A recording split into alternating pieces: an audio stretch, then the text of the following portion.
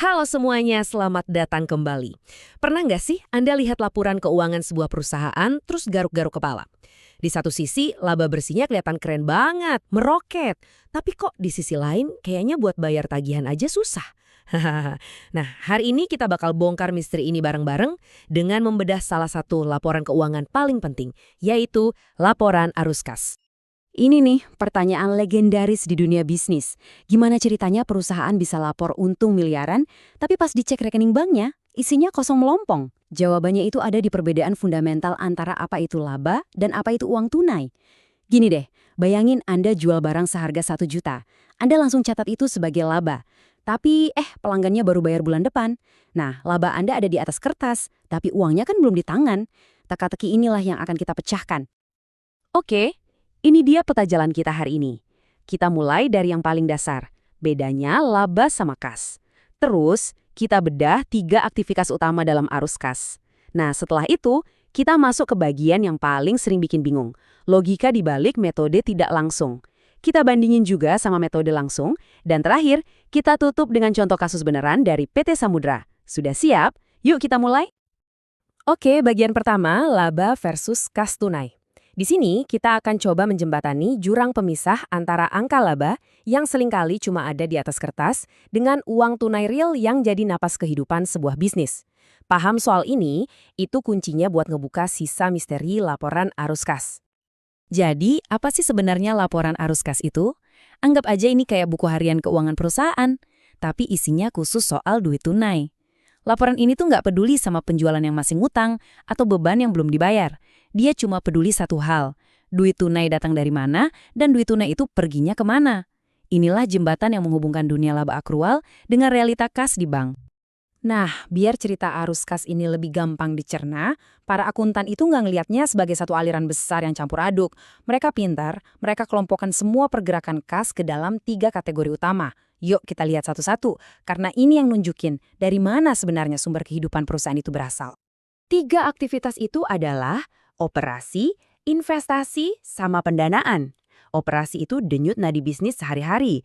Terima duit dari pelanggan, bayar gaji karyawan, beli bahan baku. Investasi itu ngomongin masa depan, beli mesin baru buat ekspansi atau jual gedung yang udah nggak kepakai. Dan terakhir, pendanaan. Ini soal gimana perusahaan dapat modal buat itu semua. Bisa dari nerbitin saham ke investor atau pinjam uang dari bank. Simpel kan? Baiklah, sekarang kita masuk ke menu utama yang sering bikin kepala ngebul, metode tidak langsung. Ini cara buat ngitung arus kas dari aktivitas operasi. Tapi tenang, jangan panik dulu. Kita bakal bongkar logikanya pelan-pelan sampai semuanya jadi terang benderang. Kunci dari metode ini ada di titik awalnya. Kita nggak capek-capek ngelacak tiap transaksi kas satu persatu. Kita ambil jalan pintas, kita mulai dari laba bersih.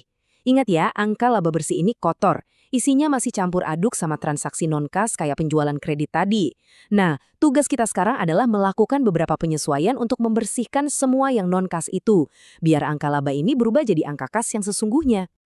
Yuk, kita pecahin logikanya mulai dari piutang usaha. Gini, kalau piutang usaha naik, artinya apa? Artinya, Anda lebih banyak jualan secara kredit ketimbang nerima duit tunai. Angka laba bersih Anda udah mencatat semua penjualan itu, jadi kelihatannya tinggi. Tapi, kasnya kan belum masuk.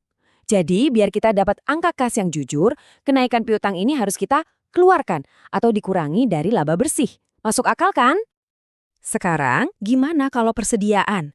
Kalau stok barang di gudang Anda turun, artinya Anda berhasil ngejual barang lebih banyak daripada yang Anda beli. Anda sukses mengubah tumpukan kardus di gudang jadi uang tunai. Nah, ini kan bagus buat kas. Makanya, penurunan aset ini harus kita tambahkan kembali ke laba bersih. Ini adalah cerminan kas masuk yang nggak kelihatan dari angka laba doang. Logika yang sama berlaku buat utang, tapi kebalikannya. Contohnya utang gaji naik. Ini artinya Anda udah mencatat beban gaji di laporan laba rugi, yang bikin laba Anda turun. Tapi Anda belum beneran bayar gaji itu. Duitnya masih aman di kantong perusahaan. Anda seakan-akan nahan kas yang seharusnya keluar. Karena itu, jumlah utang gaji ini harus kita tambahkan lagi ke laba bersih. Oke, jadi ini dia rangkuman aturannya semacam contekan gitu. 1. Selalu mulai dari laba bersih.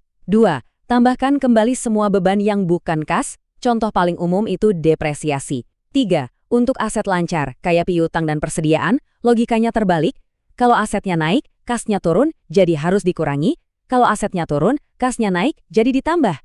4. Untuk liabilitas jangka pendek, kayak utang, logikanya searah. Kalau utang naik, kasnya nambah, jadi ditambah. Kalau utang turun, kasnya berkurang, jadi dikurangi. Simpan aturan ini kuncinya. Nah, setelah kita pusing-pusing dengan metode tidak langsung, ada kabar baik. Ada cara lain yang lebih intuitif dan gampang banget dipahami, namanya metode langsung. Slide ini ngejelasin perbedaannya dengan sempurna. Metode tidak langsung itu kayak detektif, dia ngejelasin, kenapa sih angka kas beda sama angka laba? Sementara itu, metode langsung lebih kayak laporan kasir. Dia langsung jawab pertanyaan, duit kas datang dari mana aja dan dipakai buat apa aja? Lihat deh, jelas banget kan? Metode ini langsung to the point.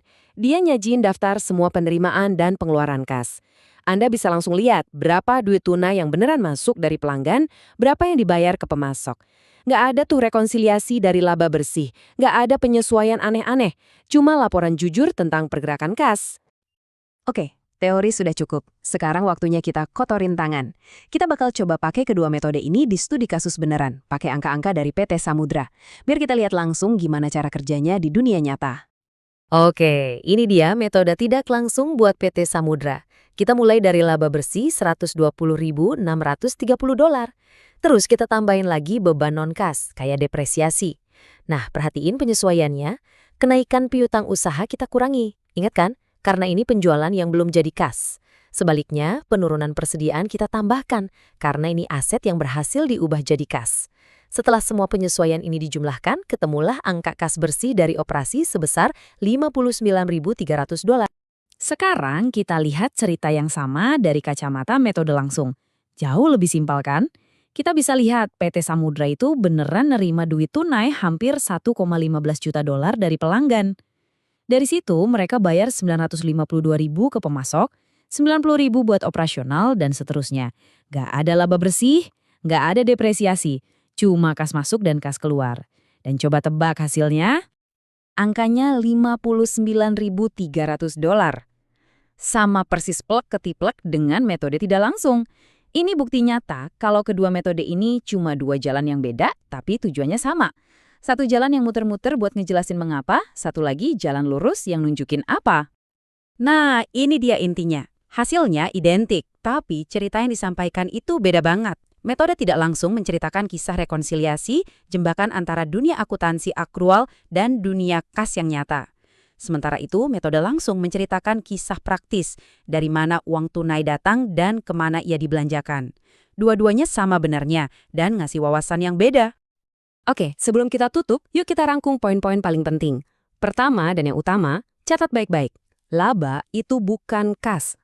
Kedua, laporan arus kas itu kayak cermin kejujuran finansial. Dia nunjukin kesehatan kas perusahaan yang sebenarnya yang kadang nggak kelihatan di laporan laba rugi. Dan terakhir, ingat ya, metode langsung dan tidak langsung itu cuma dua lensa yang berbeda untuk melihat cerita arus kas operasi yang sama. Sekarang giliran Anda. Coba deh iseng-biseng ambil laporan keuangan tahunan dari perusahaan favorit Anda. Buka bagian laporan arus kasnya. Dengan bekal pengetahuan baru ini, coba baca cerita apa yang ada di balik angka-angka itu. Apakah mereka beneran menghasilkan kas dari operasinya? Atau jangan-jangan mereka bertahan hidup dari utang? Hasil analisis Anda mungkin bakal mengejutkan. Terima kasih sudah menyimak.